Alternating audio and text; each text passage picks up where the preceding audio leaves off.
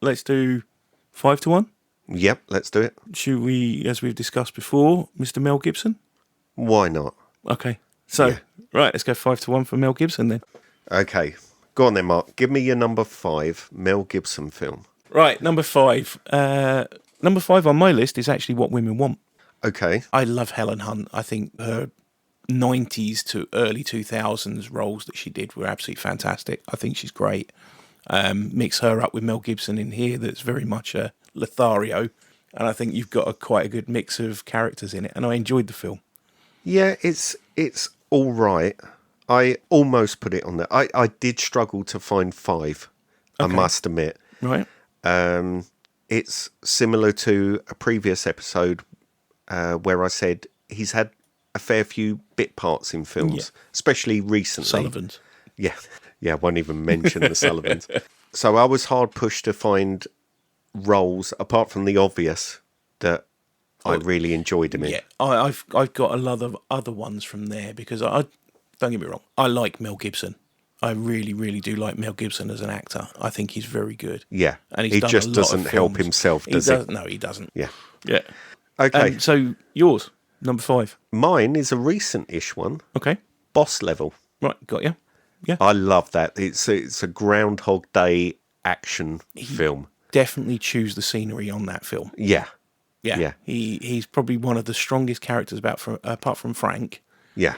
That Frank Grillo in it is just a brilliant actor, but Mel Gibson does chew the scenery, and it does feel like a computer game. Yeah, that whole film. Die, you go back to the beginning. You go back to and then basically, Mel Gibson's the boss level on there.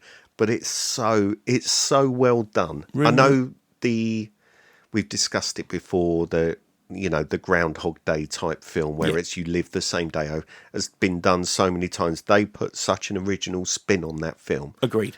And so it's not so much for Mel Gibson, it is for the film more than anything. Apparently they're looking at doing a sequel to it as well. Yes, I heard that as well. That'd be good. I did enjoy that film.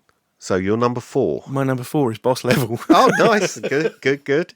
Okay, at least we've got similar-ish taste on that. Yeah, so my number 4 is Boss Level for the reasons I've already mentioned. It is a good film. I enjoyed that.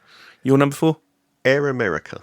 Was that the one with Robert Downey Jr.? Yes, a very young Robert Downey Jr. They're in Vietnam. Cambodia or Vietnam, somewhere, flying stuff in and out and controversial stuff in and out. Yeah. And it's just a good fun film with a serious side to it as well. There was going to be a nod to that. That's one of my nods. At the end of the day, that was one of your honourable mention. Time. Yeah. Number 3 for me. Yeah, go. Get the Gringo. Okay, I don't think I've actually seen it. If I have, I've seen it once, and there's probably a reason why I've never seen it again. He's in a Mexican prison. I don't think I've seen it then. Well, it's worth watching. Okay. In the UK, it was also known as How I Spent My Summer Vacation. Right. So that's really weird. So if that's what it was known as in the UK, why wasn't it called Summer Holiday? The Americans call it Vacation. We call it Holiday. So if that was the British title, why wasn't it How I Spent My Summer Holiday? I know, it's very, very strange, but it's a good film. It's basically about a guy who gets arrested and put inside a Mexican prison. Right. Worth watching. Okay. I enjoyed that. So my number 3 is Maverick. Oh, well, yeah. There's some good scenes. Not the one who flies a plane. But yeah, I quite enjoy that. I used to watch like reruns of the original series with James Garner. Yeah. And I quite enjoyed that sort of like western-y, feel-good film. Yeah. It's another one of my honourable mentions. Yeah. And I quite enjoyed that. Yeah. I thought the little Danny Glover cameo sequence was pretty good. If you haven't seen it, it's worth a watch. I really did enjoy that film. I haven't seen it for ages, but when I was going through the list of films, I saw that and I went, I enjoyed that film. Yeah. Number 2 for me? Yep. I would say there's no caveat for this time, so it's Lethal Weapon for me.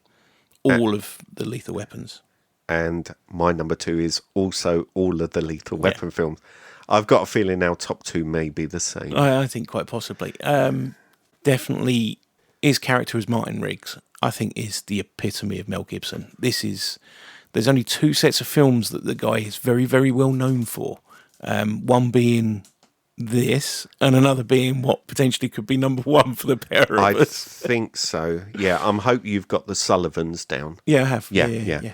For me, it's 1 and 2. 3's, It starts to get more comical. yeah, it's, you could see the comedy elements starting to come into it in the second one, definitely. But then the third and the fourth were, still like them. Yeah, agreed. You know, they are typical Lethal Weapon films. And you got a fifth maybe to come as well. Might be directed by Mel Gibson. As he says in the film, don't you think he's getting a bit too old for this shit? Because what Danny Glover be now, in his 80s? Late 70s, Late 80s? 70s, early 80s. So what's he still doing working at the police? Oh, at the end of the day, he's going to be retired. That's blatantly obvious. Either that or they're going to be private investigators or something like that. Yeah, I think it could be a good film. I don't know if the Indiana Jones ones are anything to go by. At the end of the day... Sometimes leave well alone. Yeah, at the end of the day, Mel Gibson did, on his deathbed, say to Dick Donner that I will do this film for you. Yeah. Because Dick Donner was always wanting to make the next film. Even though you look at the ending for Lethal Weapon 4, it's thank you. The whole ending of Lethal Weapon 4 is thank you. This is all a family. This is going from beginning, going to the end, where we are now. So while we're on the subject of that, what did you think of the Lethal Weapon TV series? I loved series 1 and 2. I even enjoyed number 3, but I agree the first 2 seasons were better. Yeah, Stifler I think was very good. Yeah, he was good in it. It was a good replacement. I would have liked to have seen that character in another series, not the Lethal Weapon series. Okay, yeah. If you see what I mean, because it was a totally new character brought in. Yeah. I enjoyed the character, but if they were going to sack Clayne Crawford, they should have just ended it there. Because Lethal Weapons is Riggs and Myrtle. It's, finish it there. No, agreed. If they'd have finished it at the end of series 2, knowing full well that they're not going to come back for a series 3, or at least one of them isn't going to come back, just kill it. End it, yeah. And I think that's what, unfortunately for Sean William Scott, that he was always on a hiding to nowhere, if that makes sense. Yes, I totally agree. And even putting in the best performance in the world as a brand new character, it's always, again, as you said, Riggs and Murtaugh is Lethal Weapon.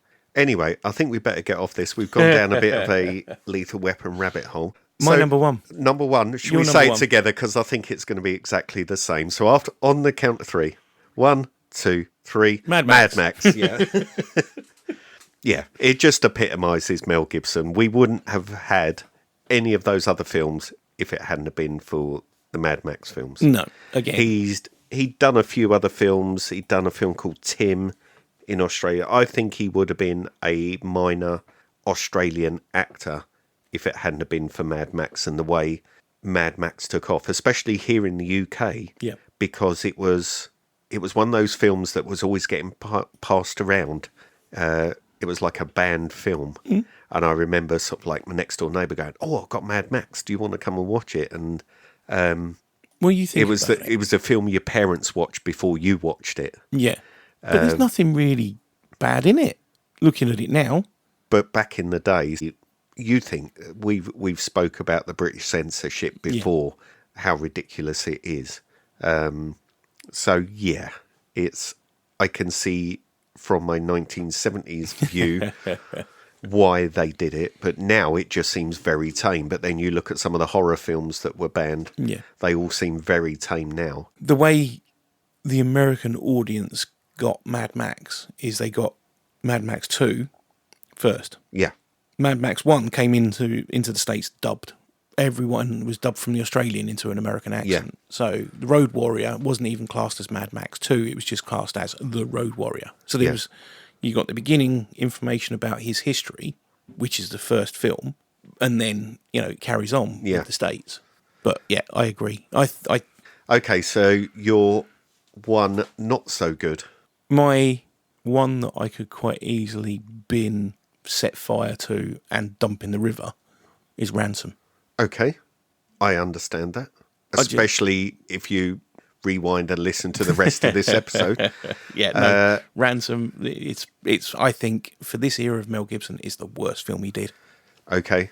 Or I may be about to hear something completely different from you. If we get any comments, it could be from what I'm about to say. Okay, go for it. Mine is Braveheart. I could not stand the film. Everyone raved and how brilliant this film is. I watched it and just went, this is shit. And yeah, I just didn't enjoy it. No. He's so over the top. Mm-hmm. Historically, factually incorrect on many things. Yes. And so were a lot of films at that point. Oh yeah, I know. But no, I just didn't enjoy it at all. It's fair enough. Controversial, but it's fair enough. But yeah. Mm-hmm. Anyway, I think that's it for this episode. Please remember to follow, like, and subscribe. Where can they get hold of us, Trev? Follow us on Facebook, Instagram, and Blue Sky. Just go to @TheDejaReview or contact us via our email, which is thedejareview@gmail.com. This has been the Deja Review. I'm Mart. And I'm Trev. Enjoy yourselves.